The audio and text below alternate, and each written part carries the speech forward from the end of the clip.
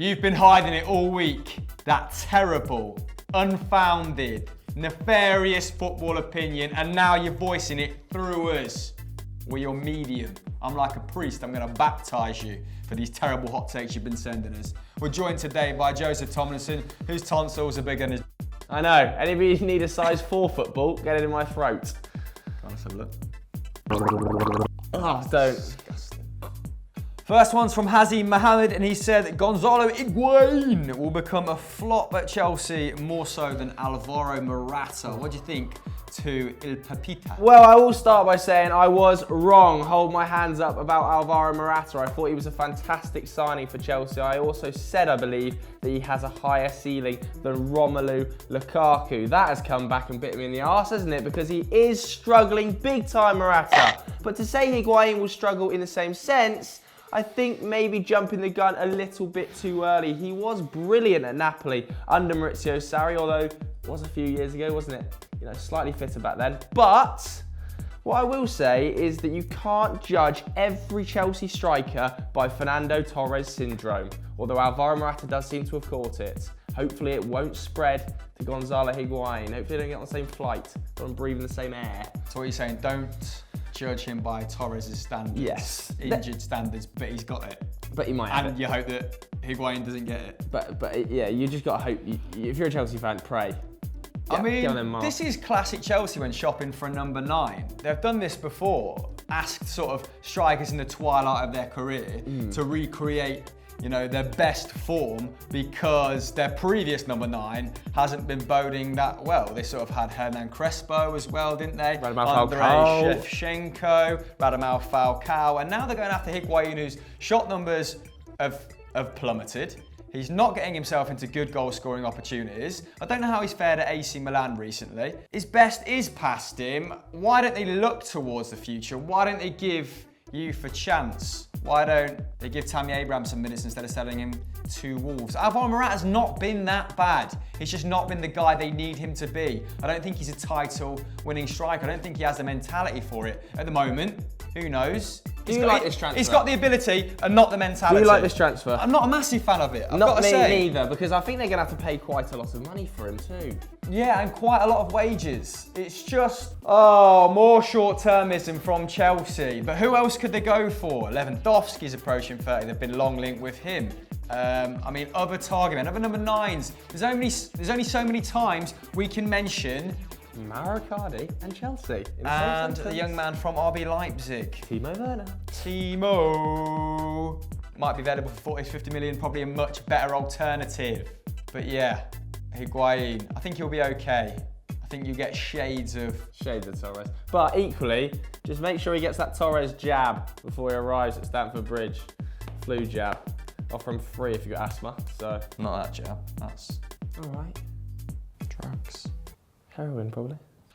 Next one comes from King Thierry 14, and that's, you know, probably why he's formulated this opinion. De Gea's performance versus Spurs was overrated. Every single shot was straight at him.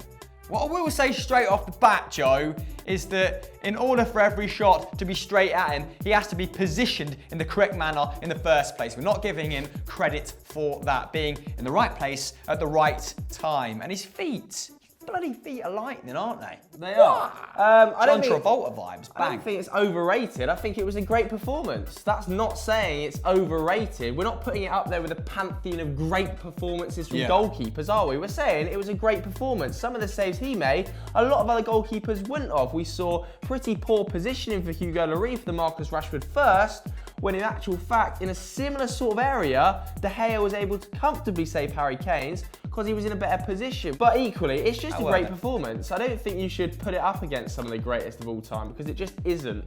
But it's still great from a great goalkeeper who's probably the best in the world. 11 saves in one half, the most by any goalkeeper in one half of Premier League football. 13 saves overall against Arsenal, so not too far behind that. But I don't think we remember those two games in the same sort of way, whereas Arsenal should have won that first match 3-1. Man United, decent performance away from home, restricted them to just okay opportunities, I guess. The 2 or 3 very, very good opportunities. Largely, you had a lot of men in the box, and there was a lot, you know, between the Tottenham attackers And the goalkeeper, wasn't there? A lot of men. Yeah, I mean, United still had 8 shots on target away from home at Wembley, so that's not too bad, I don't think. Thirdly, comes from Bernie_Willie.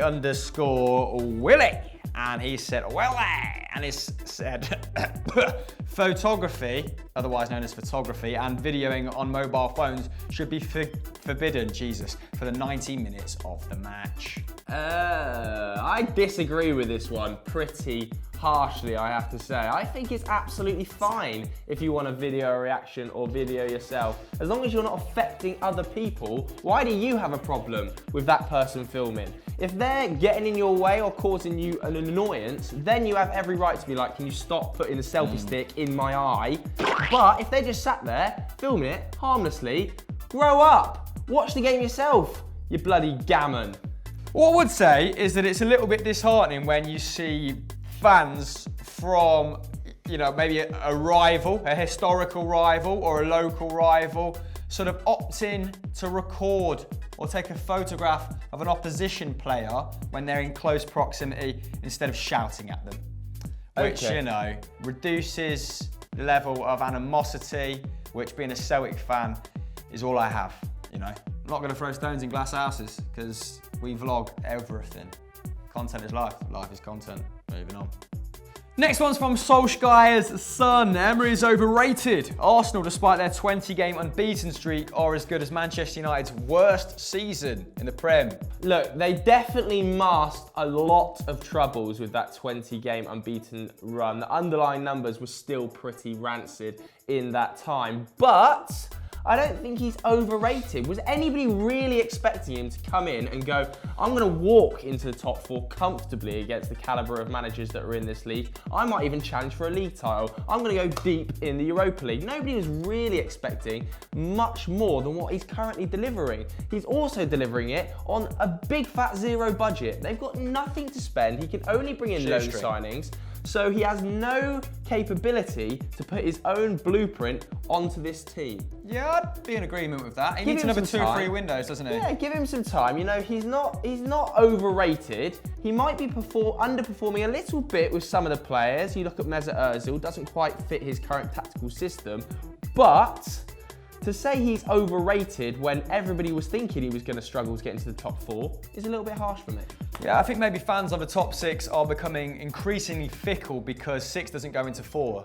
As soon as you look like you're missing out on the Champions League places, the idea of, I don't know, long-term planning seems to fall out of their noggins. I mean, people were doing it with Jurgen Klopp, weren't they, when they were comparing his sort of win percentage, his overall impression that he'd made on the club in his first 18 months, 2 years in comparison to Brendan Rodgers. I mean, they were very similar at the time, but his transfer plans, FSG's transfer vision hadn't really come to fruition. Now it has. Now they've laid down, you know, they've got that bedrock of players, haven't they? And now it's paying dividends. So I think Arsenal might need, Arsenal fans in particular, I mean, this clearly doesn't come from an Arsenal fan, so sure. So other fans, or fans that think Unai Emery is overrated at this point, maybe need to have more patience. Now, there has been terrible individual 90 minutes under Unai Emery. Oh, yeah. Where the omission of Mesut Ozil has been borderline unforgivable. I don't think any top team in the world could have found a legitimate tactical reason not to include Mesut Ozil, who's on his day is one of the best number 10s in world football from their matchday squad. Their recruitment so far under Mislintat, uninspired. Well, Mislintat's off, so that's all. He is off, isn't he? News broke today. Really going well, that, isn't it? His legacy at Arsenal's been massive, hasn't it? Socrates, Mkhitaryan on 180k a week. Torreira wasn't too bad, but Torreira was pretty good for what, 23 equally, Lichtsteiner. Yeah, Lichtsteiner at centre back. Way it up. Against Blackpool, and they still conceded 4 shots on target against the team who couldn't put a squad together 2 years ago. The Oystons. Yeah. Oh, go and look at their litany of crimes. His rap sheet. Awful bloke. A true FD Ultra here. Adash_10, always contributing. Big up yourself. He said Fabregas is the best Spaniard in Premier League history. What do you make of this little sizzler? Probably top 3 for me. Yep. I would have David Silva above him, personally. But only just. And maybe but in the last 2 seasons. I do think that David Silva still has more to give to that Manchester City side. So I think when 2 years are up, I do believe he will be far and away the best Spanish player ever to play in the Premier League. I also really want to put Xabi Alonso up on a similar pedestal to Cesc Fabregas. I don't think he's an awful distance away. If he'd have been here longer, I actually think he'd have a better legacy than Fabregas. So I think he's top 3, but David Silva's 1 for me. That's quite a hot take in itself. I think ability-wise, they were very similar. But Cesc Fabregas, youngest scorer in the Premier League, which I learned today on Stat Wars. They ask you how you are, you just have to say that you're fine. What was it in that Premier League winning campaign? 13, 16 assists fantastic. in the league. Still creating over 3.5 chances into his 30s in the Premier League. There's just been no one like him in terms of his continuity, in terms of his creative numbers, sustaining them. Yeah. However, David Silva, I would rank above him because David Silva, and given they're a similar sort of age, has kind of ramped it up in his 30s. He's managed to find another level, which has been incredible. Although what you would say is that arguably Fabregas had better younger years than David Silva. They are very, very close. Fine margins. Fabregas's teenage years are better than Silva's, but Silva's twilight years are better than Fabregas's, so it's a bit of a risky one. But is there anyone we're missing out? Torres, Ivan not Campo. here long enough. Azpilicueta, Caesar. not quite been here long enough. Santi Cazorla, one ankle. De Gea. Big Dave. Give him 5 years. David De Gea is still here in 5 years. He will be the best Spaniard in the Premier League. And I history. think he'll probably be considered the best goalkeeper in the Premier League if he continues the same amount of form, if he sustains this form over the next, maybe 3 more seasons? Yeah. 2 or 3. If he's still here, probably won't be. Who's number 1 at the moment? Schmeichel, probably. Yeah, Van der Sar stakes a claim with Czech. Those 2. Check. Moving on. Last one comes from Manuel Cabrera. And he said, Ajax will win against Real Madrid in the Champions League fixture, considering Real Madrid's poor form and Ajax's tremendous attack-minded football. What do you think of this, Fuego? I'm nervous to say that Ajax are going to go through. I think they've got an incredibly talented young squad, but Real Madrid, never write them off. They are like little teddy bears at the group stage. You know, they're cute, they're cuddly, they somehow get through. I think they've finished second in the group for the last 2 years.